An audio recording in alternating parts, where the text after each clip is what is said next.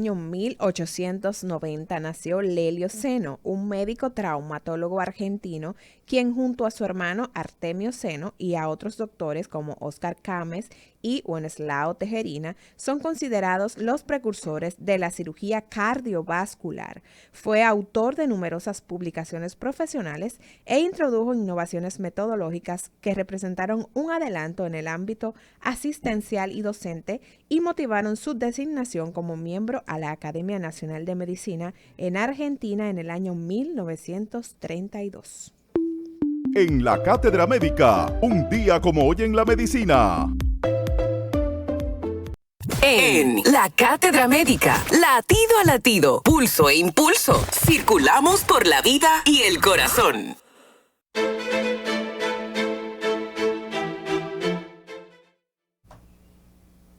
Continuamos en Cátedra Médica y tal cual anunciaba el doctor Amaury García, hoy es miércoles del corazón con nuestro prestigioso doctor Ángel González Medina. El tema de hoy, endocarditis infecciosa. Buenos días, doctor Ángel González Medina. Buenos días, Lisa. Interesante tema para conocer en detalles por la importancia que tiene y porque se trata de una enfermedad que es grave. De entrada es una enfermedad grave, con una alta tasa de mortalidad, una alta de frecuencia de mortalidad y que debemos tratar sobre todo de prevenir más que tratar.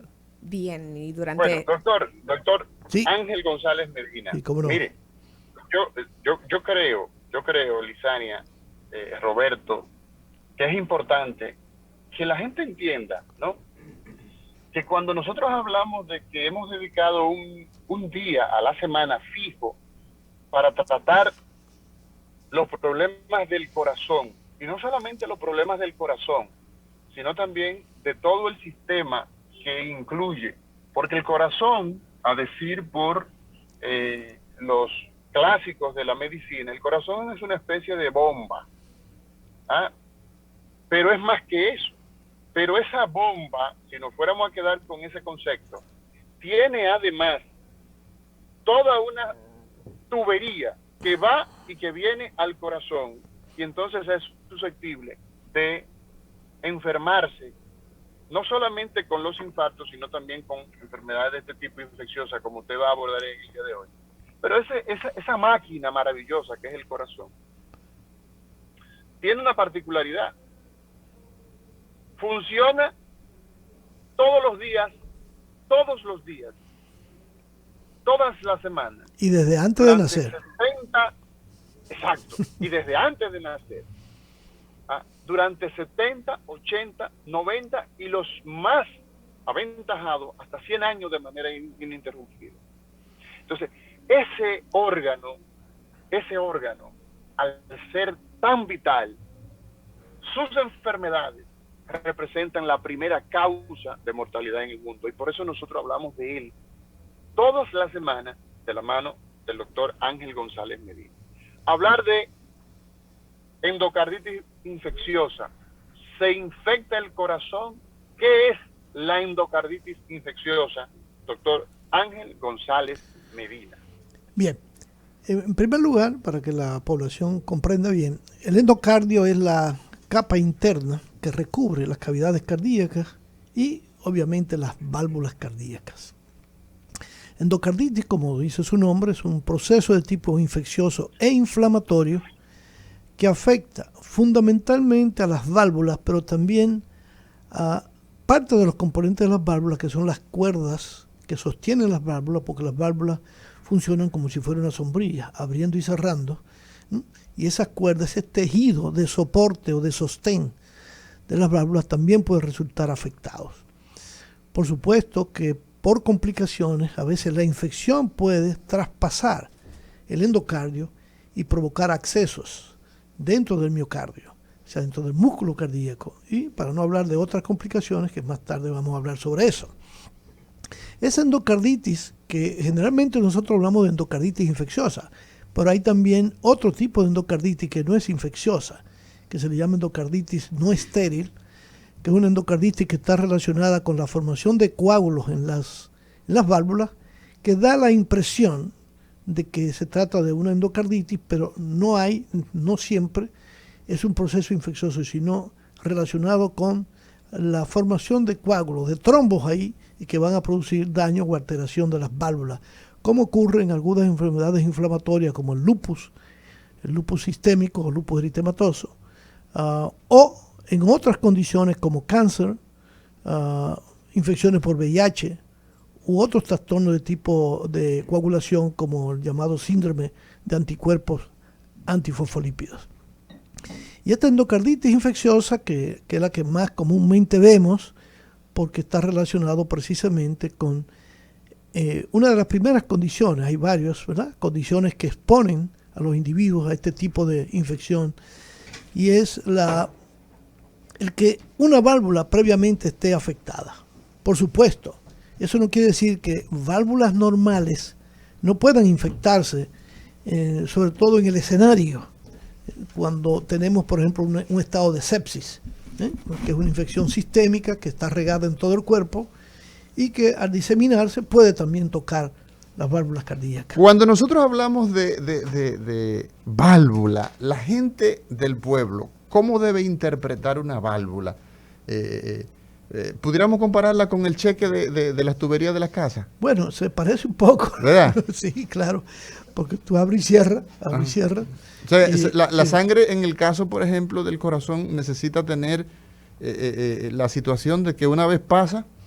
Claro, cierre, no se devuelva la sangre. No se devuelva, eso es perfecto. El corazón tiene 4 habitaciones. 4 habitaciones, 4 salas. 4 salas, ¿verdad? 4 cámaras. Cámaras que se comunican entre ellas a través de esas válvulas. No solamente entre las cavidades, sino también en los grandes vasos. Los grandes vasos, que son la aorta, que es la arteria que lleva la sangre al resto del organismo, y la arteria pulmonar, que se encarga de llevar sangre a los pulmones para que se oxigene, regrese a través de la aurícula izquierda, pase al ventrículo izquierdo y de ahí a la aorta. Entonces, cuando viene y regresa por el lado derecho del corazón, a través de la vena cava inferior, que viene desde las extremidades inferiores, y la vena cava superior, que recoge la sangre desde la cabeza y el cuello, y habrán también venas bronquiales que también van a drenar ahí, o venas ácido, etcétera, que traen esa sangre que entonces ya el tejido le ha extraído parte del oxígeno que tiene y de los nutrientes. Exacto, entonces necesitamos que esa sangre se aporte de nuevo. Exactamente, se recicle en los pulmones. Exacto. Sacando los desechos. Perfecto. Y pasándole entonces el oxígeno que se requiere, ¿no? Parte de los desechos se van por la vía renal, obviamente. El riñón se encarga de filtrar muchos de esos desechos y a través de los pulmones pues también vamos a exhalar, ¿verdad? Cuando respiramos y entramos oxígeno y sacamos CO2. Anhídrido carbónico, que es el componente o el monóxido de carbono que queda, que puede quedar ahí en esa área y entonces lo sacamos hacia afuera. El corazón, doctor Ángel González Medina, el corazón entonces se enferma principalmente. ¿Cuáles son las enfermedades que afectan al corazón, las más frecuentes? No, las más frecuentes son la hipertensión arterial. Hipertensión arterial. Hipertensión arterial. Está que como consecuencia de ella y de otras enfermedades como la diabetes, como el trastorno de los lípidos, el colesterol, el tabaco, etcétera, van a contribuir al desarrollo de la enfermedad arterial coronaria, la aterosclerosis, que es una causa frecuente de muerte. Bueno, dentro de todas las causas de muerte por enfermedad cardiovascular, la enfermedad coronaria es la que lleva el número 1. Sí, decíamos nosotros que la Organización Mundial de la Salud establecía en el año 2015, 2016 por ahí, que habían fallecido a consecuencia cardiovascular o del corazón o de las arterias que están en ese sistema, 17 millones de seres humanos en el mundo entero. Estamos hablando de una guerra. O sea, estamos hablando de que se pierden solamente por la enfermedad cardiovascular alrededor de 17 millones de seres humanos cada año. Sí, y de esas directamente está ligada la hipertensión arterial con 10 millones. 10 millones por año, el doble de lo que causó la pandemia en el mundo. En el mundo. Entonces, doctor, usted habla de el problema de tipo hipertensivo, habla del problema de tipo isquémico, el infarto. Correcto. ¿Cuáles otras enfermedades en orden de frecuencia tenemos en el corazón? Bueno, tenemos las miocardiopatías. ¿La quién? La insuficiencia cardíaca en primer lugar. La insuficiencia cardíaca que es el resultado precisamente de otras condiciones como el mismo infarto, las miocardiopatías. Mío, eso viene como de músculo. De músculo. De músculo, ok. Miomúsculo son enfermedades que afectan al músculo miocárdico. Ok, porque el corazón, el corazón, doctor, escúcheme, usted decía hace un momento que el corazón tenía 3 capas, ¿verdad? Correcto. ¿Cuáles son esas capas? Pericardio, que es la parte de afuera. La parte que está fuera del corazón. Sí, la membrana que lo recubre es el pericardio. Viene la parte muscular, que es el miocardio. Ahí es donde se dan los infartos. Exacto.